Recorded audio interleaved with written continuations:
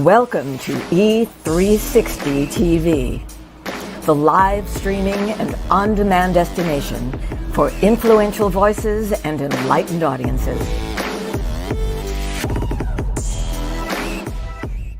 We offer trending, grassroots, and purpose-driven content across a diverse range of interests. E360 TV is more than just watching programs. We offer the ability to interact with live shows connecting audiences to real, authentic influencers and storytellers while streaming to millions of devices.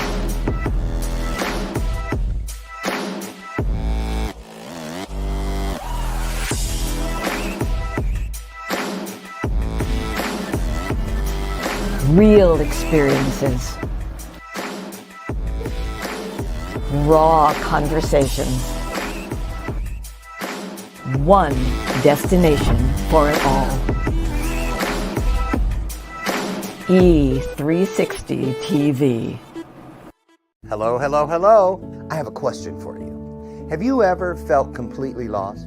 You know, seeking purposeful direction that could and should propel your mission within your divine journey to that next level, but still it hasn't happened. Well, my name is Lauren Michaels Harris, and I'm the founder of P3, the Journey Series. People come to me because they're wounded. Many are scared, and even there are those who are bruised simply because they feel that they are increasingly, for whatever reason, losing their ability to dream. Now, this P3 program is not for a person who's just looking to start a business, no, but rather for those of you out there who have been on your journey and you've been navigating within your divine purpose, but you still desire to elevate to that level that you have not reached yet. If this is appealing, if this describes you, then I want to have a chat with you. I want to hear your story. So use the link below to get registered for your free seat at P3, the Journey Series. And let's get started, one story at a time. I'll see you inside. Click the link.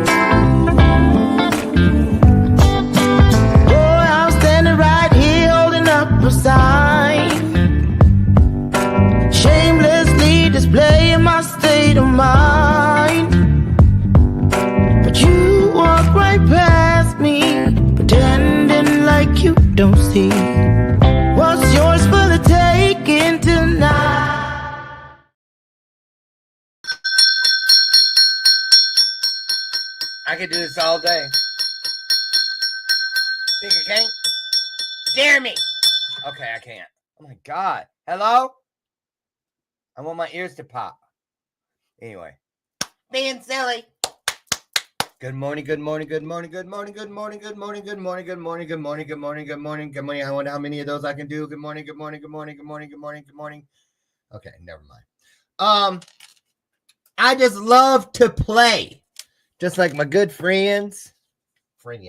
Snap. Crackle. Come from behind there. Don't be shy, you silly. Come out here. And pop. Good morning. Welcome to today's installment. I'm putting you guys right here of Bathrobe Moments. I'm Dr. Lauren. And your eyes are kind of creepy, but I love you anyway. How you doing today? Welcome to the show. It's hump day. And the Survivor finale tonight. And we're having treat night, not cheat night, but treat night in our house. Lasagna with garlic toast. And we're just going to have fruit for dessert. Yes, Survivor. We are Survivor super fans in this house. And so we're ready for that tonight. We are not having a Mindset Revolution webinar tonight because of the finale. But we will be back at it next Wednesday at 7 p.m. I think that's the 28th, I believe. Yes, Wednesday the 28th. We'll be back. And next week's topic, you guys, is how standout brands get our business, get our attention, and keep it. So you're going to learn about standout brands, how they stand up longer, and what they stand for, and how they stand the test of time. So why build something if it can't hang around, right? Can I get an amen? So welcome to the show, you guys. Inside your comment section, you're going, what are all these? That's Martha Glory Kartaoui's link tree for all of her connectors. And so everything is in there for you. And that means that, yes, Martha is our guest today. You might remember her. She was here some months back. It was a book that came out, Glora, hallelujah, Glora. Eyes from Kentucky. I better quit playing with those Kentuckians because I'm going to run into them one day. Watch me get booked in Kentucky. So, we finally got you here. Had to make up an event to do it, but we got you. Oh, wait. We finally got you here. Okay, I'm sorry. Oh, that's because I have relatives there. Louisville. Don't say Louisville in front of them. What you call us? Right. They don't play. So anyway, I don't have any announcements. Do I?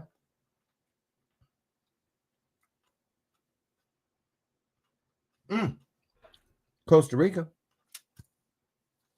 coming up June 4th through the 8th. That's about it. And other things I can't talk about. But Martha Kartaoui has a lot of stuff coming up that she can talk about. So let's talk about her before she gets in here.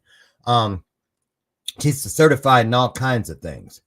She's a spiritual mentor. She's an author, which we mentioned earlier, a public speaker. She's a health coach, a certified life and health coach. And she is a cult survivor, which is just part of who she is. And there's so many other things. But like the kids say, I think I'd rather show you than tell you. So I'm just going to get my... What in the world? Wait a minute. Can you all hear me? Hold on. Uh-oh. Am I frozen? You guys, I cannot see any... Uh-oh. What in the world's... There. I had to leave and come. Ooh, that was scary. Everything was locked up. Oh, she's got high frequency. That's what it is. Whenever so, see? Get on out of here. I rebuke you. Get on out of here. They don't want Martha. And let me get her in here because something they're trying to keep us from. And so you guys put some hearts on the screen. Martha Kartaoui, the girl who does it all. You heard that rumor too? It's true. She does it all. She's on her way in the...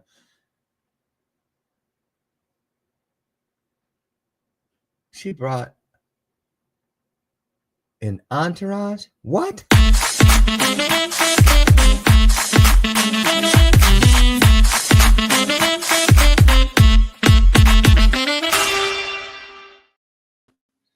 Charles is here. Mr. Costa Rica, Mr. Menopause. He's doing a menopause docuseries. And Martha, you know a little. I think you were telling me about that too, huh? Big thing with women nowadays. Well, it always has been, but more and more people are talking about menopause. Oprah just had a thing about menopause. It shouldn't be a secret. It happens to most women, so it shouldn't be secret. It shouldn't be like a hush hush thing to talk about. Like, it's real, and there's lots of stuff that happens to women that you're not expecting and that they don't prepare you for. So I don't think it should be a hush hush thing. Right, I agree. Hey, you just made me think about something I don't know, which is a lot. Do some women get skipped over for menopause? I didn't know that. Well, because like if you've had a hysterectomy, then you're not going to go through the same menopausal, and there's a lot of women that have hysterectomies or have other surgeries or cancer or whatever it is. And so there's some women that don't end up having to go through the same change, but they have different changes that they have to go through. Now, we have plenty of time. So if you want to go out and add just one more name or something on your thing under there, I see you have about this much room left. If you want to go add another thing just to stretch it all the way across the bottom, go ahead. We'll wait. It's okay. Martha Gartaoui, host, author, speaker. I mean, next time I'll fill up the whole screen. I got a lot of hats, Dr. Lauren. I got a lot of hats.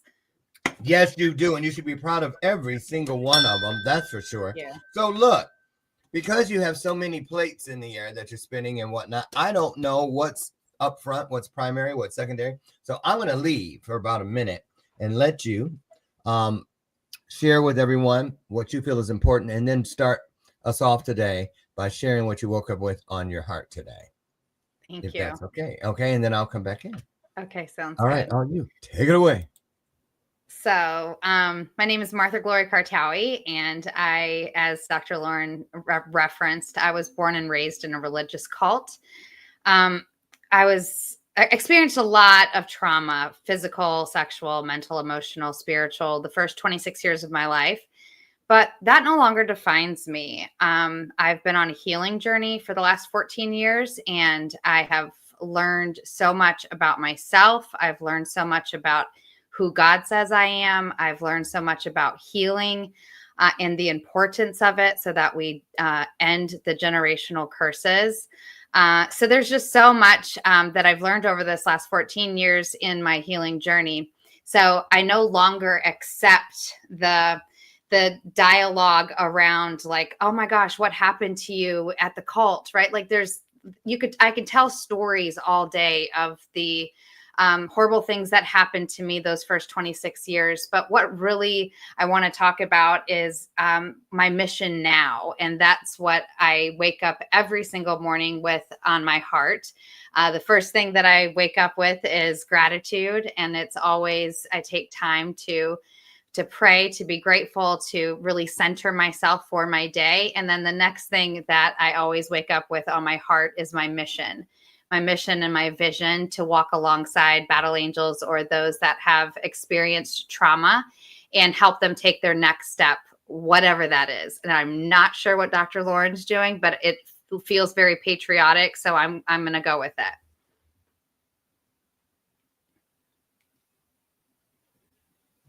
I'm trying to make sure you don't upstage me. I just realized, she came for the whole, I almost said the Martin Luther King weekend, for the whole, what is it? Memorial Day weekend. Oh, I'm kind of liking that. Wait, where's the strict part? Sorry. Okay, this is working. Okay, I'm ready for you now, Martha. So, let's go. Yeah, let's go. What's up? Let's go. Nobody's scared. Come on. So, okay. We're clearly celebrating. Anything else up your sleeve that you want to try to pull out? I'm ready for you. Yeah. Snap. Crackle. Pop. Right. So, Martha, the cult, we've talked about that every time you've been here. And so there's so many other facets to everything you do. So let's go to your speaking. So when you hit the stages nowadays, cucumber seeds. My ADHD is off the point today. Let me just put a little note here. Stay on point there. You're speaking. So do you just speak to your history with the cult world or whatnot? Or do you kind of like, I don't just talk about 22 mothers, and there's a lot to me than that. So I kind of glaze over it or just like tap on it and then keep it moving. My thing is living beyond our scars. What is it with you? What is it? What is the main thing you try to get to? So very much the same way. Like I talk about what I experienced because that creates authority in the subject that I'm speaking about. But I'm really speaking about the healing journey. I'm speaking about what it means to step out of the story of the things that happened in your life. And to rewrite that story and to make the choices that are in line with rewriting that story, right? Because it is a choice every single day. And so that's more what I focus on. So I do tell, the part about, growing up in a cult and some of the things that I experienced because it creates authority of why I needed to have a healing journey in the first place, right? So, yeah, I just got to speak at Surrender to Rise, which was a faith-based trauma conference in Dallas, Texas last weekend. And it was absolutely phenomenal because there's so much intertwined for my healing journey with my faith. My my journey isn't possible without understanding the possibility and the need for a relationship with something that's bigger than myself, or what's the purpose of healing. And so it was just a really cool full circle moment to be able to speak on that stage. Mike Casanova, is that your daughter? Oh. It's either that or a very short girlfriend.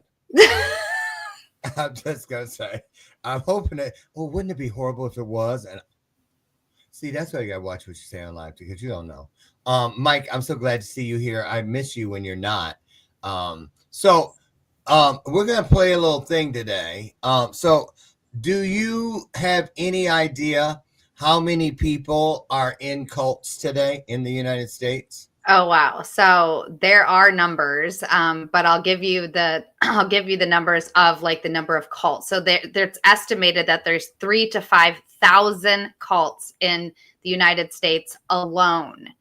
So that's a huge number. And if you think that there's 100 people per cult, you do the math. That's a lot of people. There was probably at the height of it 300 in my cult, and there's probably 150 left or so. So you can do the math. There's a lot of people in a lot of cults. So how many pairs of shoes would that be if we added them all up? A lot. How the hell should, what's that say? I know. Oh. Where did that even come from? I don't even know. No idea. That's the game we're going to play today. I love it. How the hell should I know? So, okay, I'm trying to not ask any cult. Well, you can ask cult questions because people need to understand that that's part of my story. So whatever's coming, just ask. Is there another term for it? Or when you're in there, do you guys say, do you think they know we're in a cult? What do y'all call it? Okay, so I really appreciate the honesty of this question because actually people teeter-totter around it all the time. And so I'm just glad that you asked it. So for once and for all, I'll answer it this way. When you are in a cult, you do not know you are in a cult. You never would say, do you think people know that we're in a cult? No, because when you're in a cult, you feel like you're a chosen people. You feel special. You feel like that you know something others don't know. You feel like so no, you do not know that you're in a cult. A cult is a bad connotation or a negative connotation for a group of people that are isolated, controlled, manipulated, those types of things. So when you're in it, you don't understand that you're in it, right? So I never thought about being part of a cult. I knew that we were part of a secret society. I knew that I was part of a chosen people, but I had no idea that I was part of a cult. Chosen people. Now I can hear that. I can Yeah. hear that. What was the other thing you said? Secret society. Secret society. Did you guys refer to yourselves as that? Mm-hmm. Are you serious? Yeah. Like we thought we were part of a secret society. We were part of something that's why we couldn't talk about it. It was secret. Oh. Okay. So now talk about this part. You went to regular school, right? For the majority. I homeschooled some, but yeah, for the majority I was in public school. So most of them. Did you dress like the other kids? No. Because I couldn't cut my hair. I had to wear skirts. I wore button-down blouses. I couldn't wear makeup. So no, I looked like a cult kid. So then how was it supposedly a secret society if you weren't trying to blend in? That's the part I never can understand. Because so you're also taught that you're not of the world, so you shouldn't look like the world. So that's why it was important to dress modestly and to look different, because we were not supposed to be of the world or like the world, right? So, and being the secret society meant that we wouldn't tell people where we went every weekend or who the leader was. That was the secret, is like that we were people that are weird. That wasn't a secret because we were walking billboards. So, Okay. So let's talk about what it's like what year was that? You were born into this. So what year were you born? 1979. 1979. Is the culture, the cult culture, how different is it today? Is it widely accepted? Because back then, if you heard cult, you thought the Mansons. When you think of cults from the 70s, people think the Mansons, yes? Right. Yeah. Okay. So what's it like today? Is there shame and stigma, or is it kind of, ooh, cool? I think the shame and stigma is definitely less, because there are things like Netflix and Hulu that have done a lot around cults, right? And so it's less like, oh my gosh, a cult, right? Like it's less weird, and it's less like shameful, because people understand how prevalent it really is. So I would say there's less stigma around it, but there's still just as much devastation, if not more. What would you say is, and you probably can speak to this because you've done a lot of post-cult work, healing with people, and what do people say is the main reason? For instance, the Star Trek convention. Before going to that and participating, I just thought it was a bunch of people that like to dress up from the show. I had no idea how many special needs kids love to do it, because it's the one place they say they go where they don't stand out. They fit in, and things like that. And a lot of people who, not just special needs kids, but I met people there who were high level, and they just wanted to just fit in where nobody was asking them questions or pulling on them for something. So very interesting. So with the cult thing, what is it that people say they get from it? What is it they're looking for because everyone was so quick to point fingers. How dumb can you be to be taken in by that's stupid? How weak-minded. You're not necessarily weak-minded. Your parents are smart people, loving people. Mm-hmm. What were they looking for? What did they so this is a great question again, because I often do get like, I'm so mad at your parents. Like, how could they? You said they were smart people and had education and blah, blah, right? So I'm really glad you're asking this question. So yes, my parents are highly educated people. My father is extremely intelligent, like Mensa intelligent. Wow. But my parents were looking for something bigger than themselves. My parents were hippies. And my parents were all about the free love movement, and they were empty inside. They were looking for something bigger than themselves. And neither one of my parents were connected to spirituality or to God in any way at that time. So they were searching. And there was a huge evangelical movement in the early 70s of just, there was a lot of like the Jimmy Swaggarts and all of the, you know, the evangelical rising up. And my parents got swept into one of those movements. Again, because they were looking for something bigger than themselves. And what really appealed to them was that when they first, saw the cult leader speak, he talked about community. He talked about helping out one another. He talked about friendship and love, and all of those things appealed to my parents because they were hippies. They were fun-loving hippies. They were looking for something higher. And there's one thing that a cult leader always is, and that's charismatic.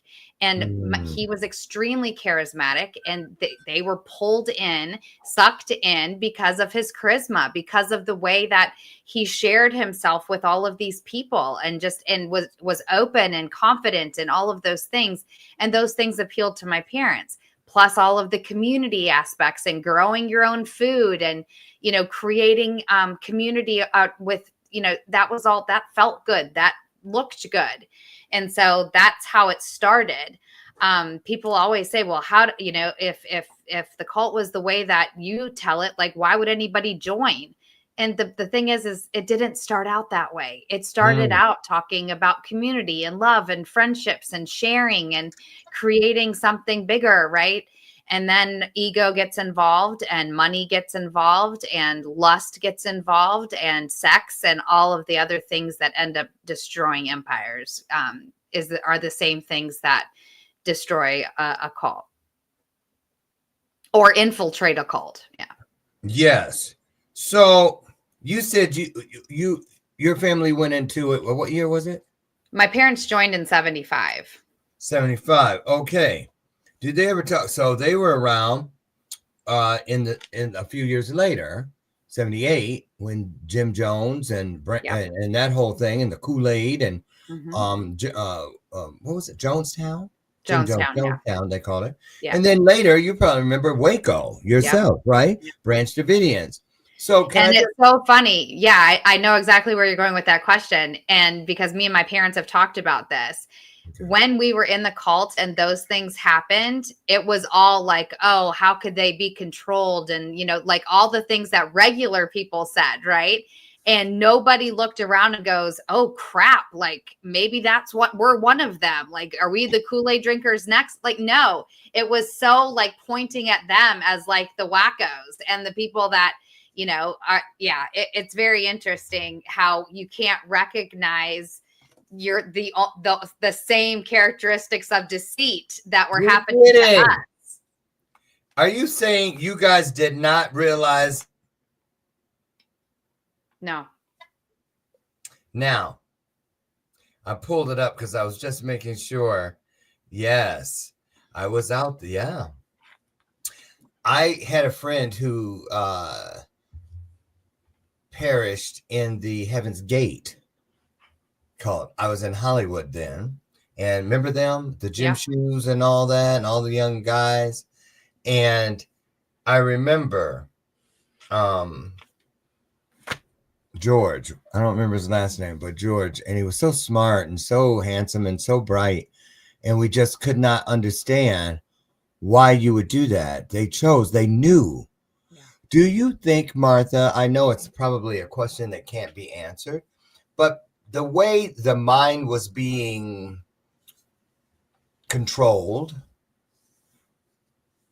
within the cult you were a part of, if the leader had said, okay, we're all going to drink or eat this poison, do you think everyone would have gone along with it?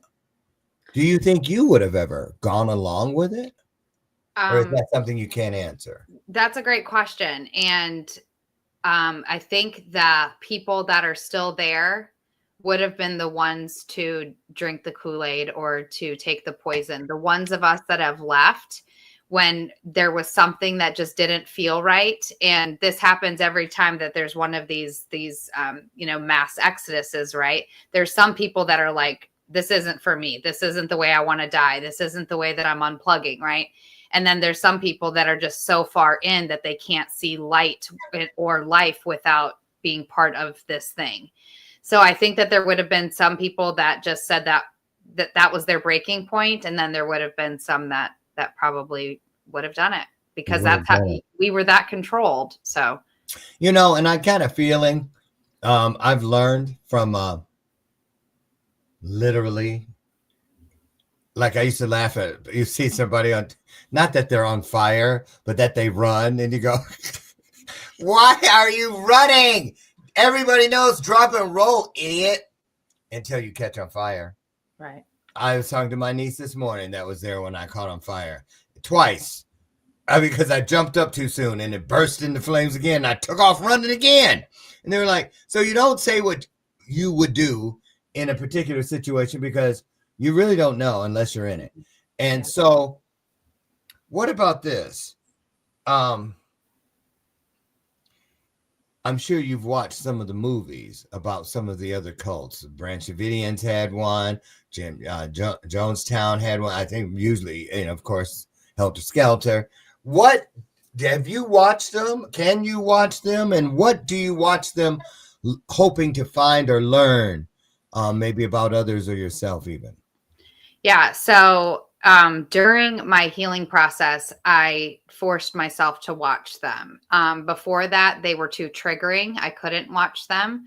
But during this healing process, I've really forced myself to watch them for this reason, because it makes you realize that I was never alone in these experiences. There's tons of people, thousands and thousands and thousands that have had the same types of experiences that I have, and that I'm not alone. Right. But it also, like, I'm very into how the mind works and how did the cult leader become a cult leader to begin with, and those types of things, and understanding the characteristics of a narcissist and of a sociopath and all of the things that the cult leader is, right? Mm-hmm. And understanding that is an underlining like requirement in order to be a cult leader.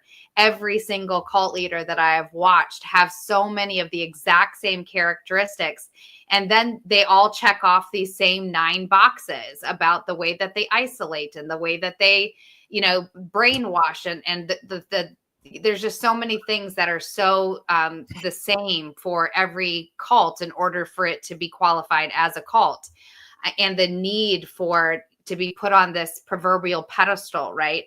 And like the ego and how that's all involved. And so I started watching it out of like trying to understand the cult culture and how do smart people end up staying in these things for 30 years like my parents did.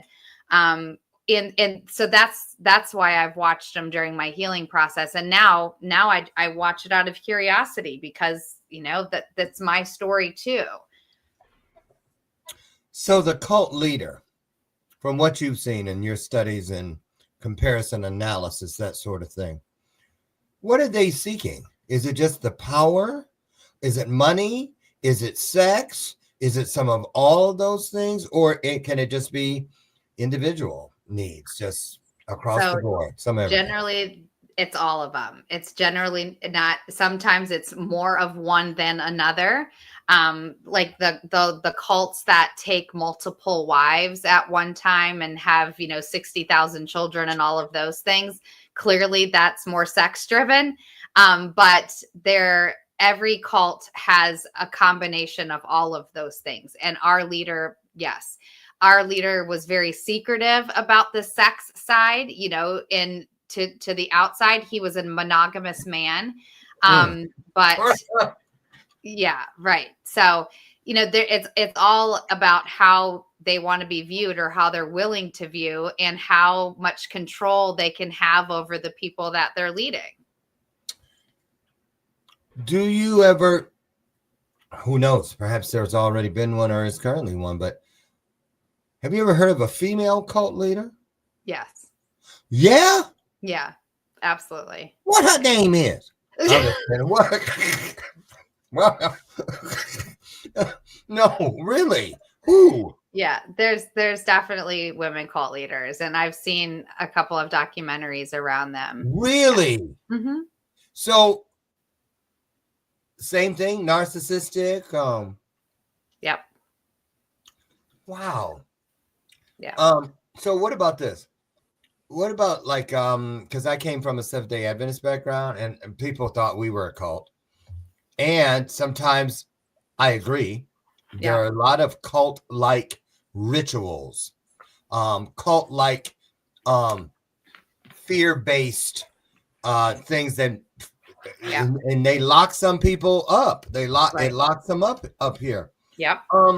Let's talk about this. From the people that you have met that have exited and started their healing journey, all along that journey, do you see all sorts of different levels of acceptance of as far as faith? Are there people, I'm sure there are people who I don't want anything to do with the higher power. There are some people that go to spiritualism. There's some people that probably go to Wicca or whatever. What are you seeing? Absolutely. So even in my own journey, and then I'll talk about people as a whole, but even in my own journey, when I escaped the cult, I was so angry at God, and I ran from God. I ran from my faith. I ran from anything that had to do with God, because how did all these bad things happen to me in the name of God, right? So I ran far away from it. And it wasn't until my life literally started imploding and my physical body started breaking down and I had nowhere to turn.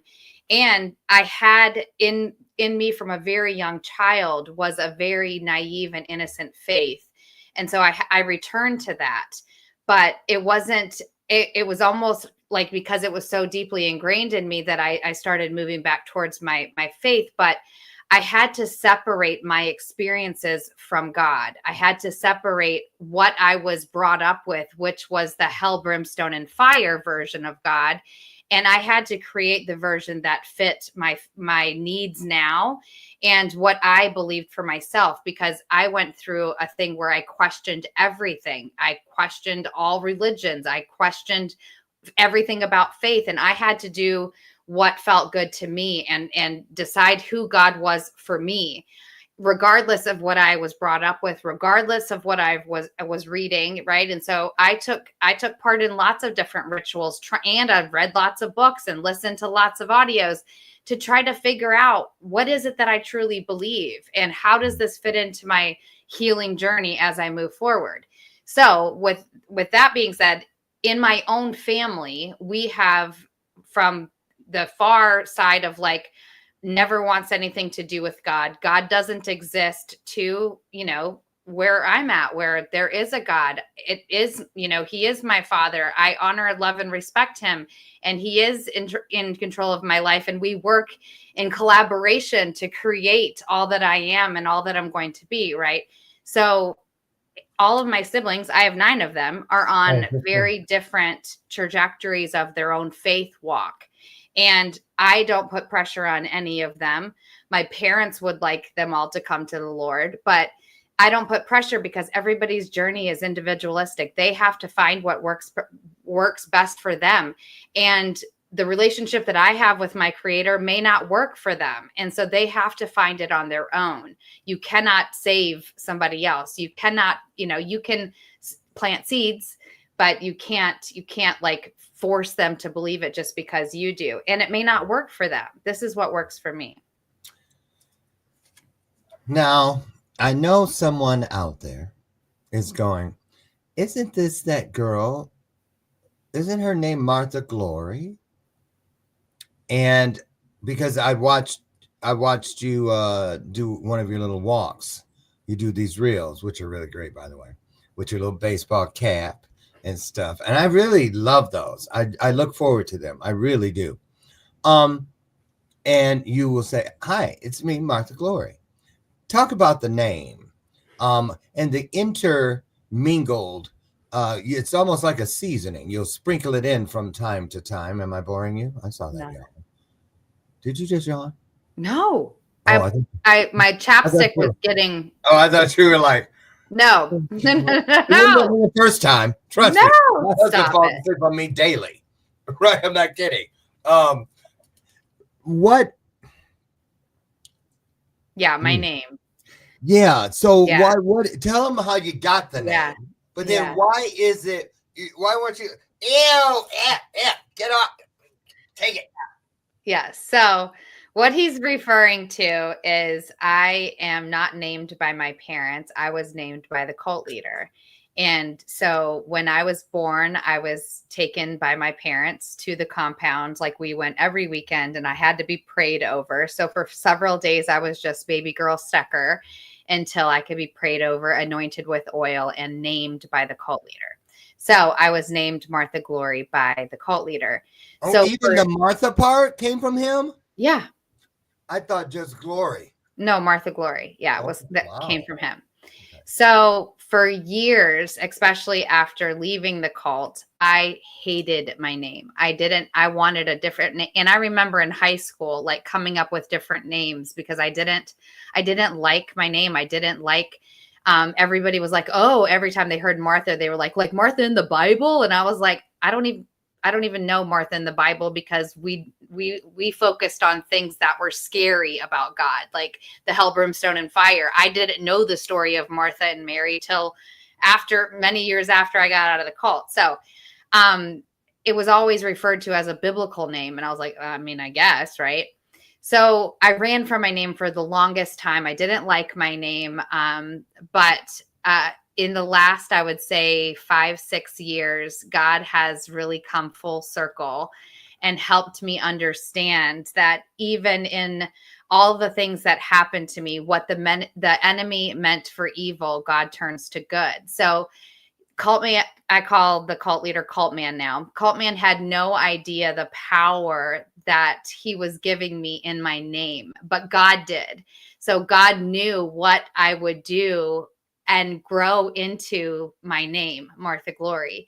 And so now I love my name. I love that glory is the glory of God, the glory of self, the glory of let glory shine is my tagline for my TV show. And it's all about like, your glory is your highest. It's your highest and your best. That's your glory. And I'm living in my glory years because I am on mission and I have a vision and I'm moving forward, in my glory and understanding who God says I am and who I want to be as I take on this mission. So that's a long answer to your question. No, but yeah. Well, and have you ever heard of the show, A Handmaid's Tale?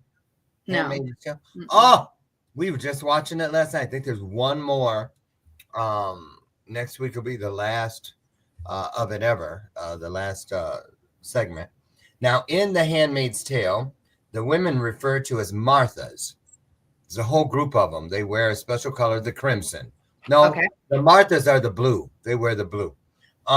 They're named after the biblical figure Martha, known for her domestic duties.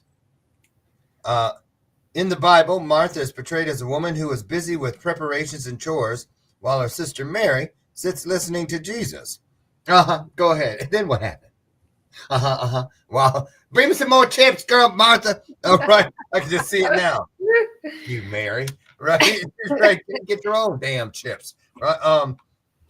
Okay, in the fictional world of Gilead. And that's all the stuff tied in there. So you haven't even seen that show. Have people asked you, do you watch it because it's a cult-based show? Who you must love. Who I bet you love. Is it real? Was it like that? Did you have, I bet you hear some real stuff, don't you? Yes, I do. Again, and I'm always like, I'm focusing on the healing journey and helping others that are still stuck there. I'm not stuck there, but thank you. As a kid, did people ever try to infiltrate, like become friends with you just to find out what's really going on with those weirdos? Did people look at you? Where did you eat in the cafeteria? With other cult kids, or did you have regular friends? So I didn't go to school with any other cult kids. There was no other cult kids in my school. So because we didn't all live together. We lived in our own homes, in our own places. Oh, and so we didn't all live on the compound. When I went to college with a lot of other cult kids because we all went to the same college. But, Yeah. And then in college, no, I didn't go sit with them because I didn't want to add attention to the already weirdness of who we were. So, no, I had friends because as a young child, I was like lovely and kind and Oh, generous and sweet. ew. Right. But I lost that for a lot of years because of all the trauma, but that was who God had created me to be. And so I always had friends and, but nobody ever tried to infiltrate or tried to push. I'm lucky with that. People did try to bully, but then I beat them up because that's what I Oh, I did. can see that happening. That was my MO, right? Like if you didn't like me or hurt me or hurt my family, I went to fisticuffs because I was mean and I could be mean. You had and a lot of anger.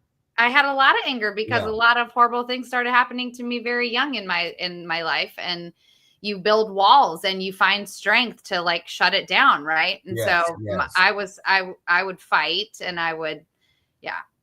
Tell us about your membership group, your community, Cult X. What's that all about? And then if you could, segue right into your TV show. I want Yeah, folks to thank hear about you. that as well. So yeah, I have a membership site. As I said, my vision and my mission is what's most important to me, and it's what I wake up with excitement about every single morning. And it's about walking alongside battle angels to take their next step in their healing journey. And so, good morning, Latera. So my membership site is just that. There's 4 different levels. You can start out the free version, which you just get to be part of the community, because healing can be very lonely if you allow it to be. And that's what I really feel really deeply about, is that when I started healing, I didn't even know where to start because I didn't know that others were as broken as I was or in as much pain as I was. I had no idea that there was others that were feeling similar to what I was. And it wasn't just because I was in a cult, but I was raped. I was starved. I was beaten. Those things happen outside of cults. And so for me, it's not just about helping people from cults. It's about helping people that have survived trauma, people that have been hurt and have gotten stuck in that hurt and are ready to break out of that and are ready to start living their best and highest self or heal into their best and highest. So that's my membership group, and that's trauma-x.org or also cult-x.org. It's all part of the same membership site. And that's under my links as well. And then moving into my TV show, I just started a TV show last Thursday was my premiere show. Congratulations. And Dr. Lauren has had this show for many, many, many years. And I got to be on his show and I was like, that looks like so much fun, but I could never do that. But God had other plans. And so a year later, I now have my own show called Let Glory Shine. The Power Within Ascends. And it's all about like tapping into who we are and understanding that the power is to heal is already in us. We just have to sometimes dust it off, pull it out, tap into it, and understand that like we are way stronger than we think we are. We are way bolder than we think we can be. We are way more courageous than we may be showing up as. But when you really tap back into that power of the within, of the subconscious, of understanding that everything you need is already in there, and understanding that that's where the power lies, then you can let your glory shine. So I interview other people that have been through trauma, are on their own healing journeys, are stepping into their own glory and get to share their stories. And I just feel so honored to get to do that every Thursday at 7 p.m. There you go. 7 p.m. What time zone? Eastern Standard Time. Eastern, 7 p.m. Eastern. It's going to be 6 for those in the Chicagoland area, Central Standard Time. What about this as we prepare to wrap this up? If you could go back and change anything, I mean, you know where you're at now, and you know what was necessary. It had to be. It was all a part of something. But if you could go back and change any part of it, which would change the outcome, would you go back and change any part of it, or would you leave things exactly the way you've lived them? I would leave things exactly the way that I lived them. And this is why. Because without every single thing that happened in the way that it happened, I would not be the person that I am today. Because like you said, if I changed anything, it would change the trajectory. It would change me in some way. And I'm really proud of the woman that I've become.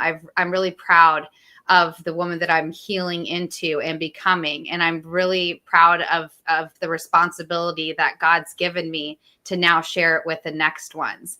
Like the trauma healing conference that I'm doing in September in Charlotte that you're part of and you're emceeing, which I'm so excited about. What's that? I'm excited too. Yes. And I wouldn't feel equipped to do these things if I hadn't been through my own journey. And when I work with my coaching clients, because I'm a trauma-informed coach, when I work with my coaching clients, they're always like, how do you understand me so much? And I'm like, because I was you, because I've been there. I like How do you do it? Right. I knew I was going to get a chance to bring this back in. I wouldn't change the color so you can read it. How the hell should I know? Right. I'm keeping that. Every time somebody asks me something, so Dr. Just going to throw it up there. There you go. Love it. I love it. But, changing any part of my journey would have changed the outcome. And I wouldn't be able to resonate. I wouldn't be able to empathize, and I wouldn't be able to guide if I hadn't been through all of those things. So I see myself in my clients. I see myself in the people in the audience that I get to share these experiences with when I create an event or when I go and speak at somebody's event. I see myself in the audience because I've been them, right? I've been through those things that they've been through. And the last thing that I really want to talk about is like pain is pain, and we can't measure pain. We can't be like, your pain is greater than my pain, because your worst pain is your worst pain. Therefore your 10 is your 10 and my 10 is my 10. So there's a lot of trauma comparing out there, which drives me like batty, because our nervous system doesn't know whether we are being chased by a lion or if we just missed breakfast. Our nervous system doesn't know the difference, because our nervous system gets jacked into fight or flight irregardless, right? And so the trauma comparison is wasted energy, wasted time, because our nervous system doesn't understand the difference. Pain is pain, trauma is trauma, hurt is hurt, so. Now you told us, and thank you for the awesome introduction to just another awesome person. Speaking of your good friend, Michael, give a shout out real quick to is it green and blue or blue and green? It can be either, because it's blue and green. So the Unleash You community outside of Dr. Lauren. So I don't know if you guys know, but I started working with Dr. Lauren about, almost 2 years ago now. Almost 2 years ago. And he was my first mentor. He was my first coach. He was my first kind of guidance into, as I started taking this journey into becoming an author, a speaker, a host, all the things that I get to do now, a coach. But then I got involved in the blue and green, which is the Unleash You community, and Michael Faber heads up that community. And I've been trying to get Dr. Lauren and Michael to meet for the last year, and they finally got to meet recently. And I'm just really excited about I saw that. Yes. What they get to create and co-create with bringing these two cool, massively impactful communities together. So I'm so excited, and boy. That's why I wanted you to do the shout out. I want you all to understand, when you're consistent with who you are, you consistently attract the people who are your people, who are your tribe, who are your family.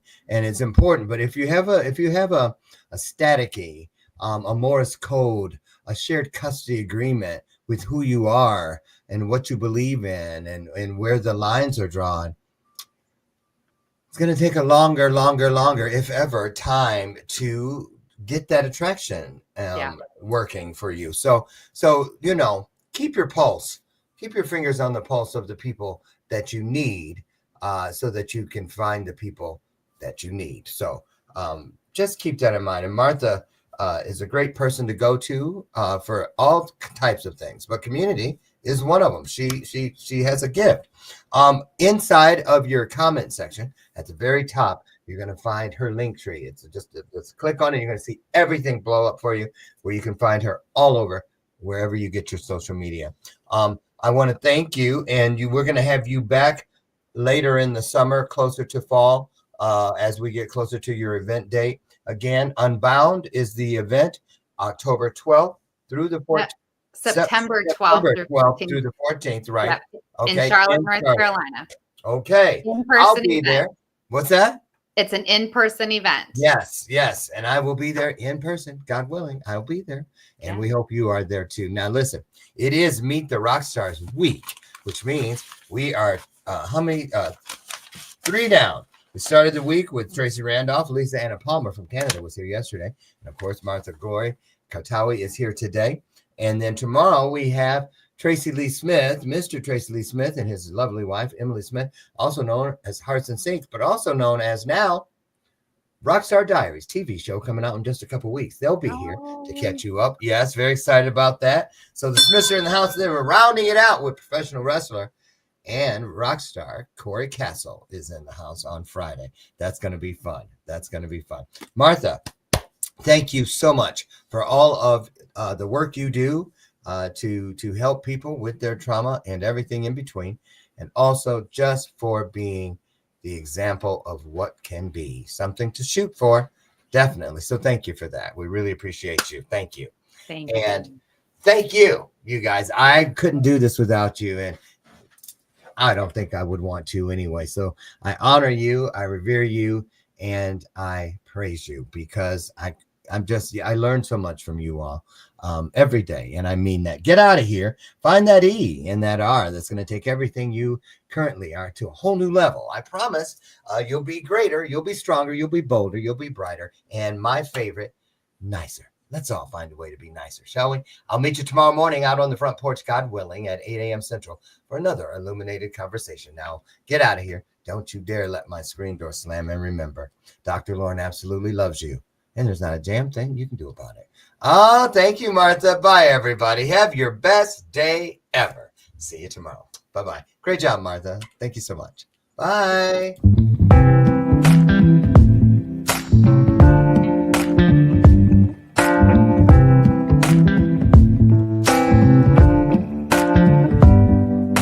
Show me your soul.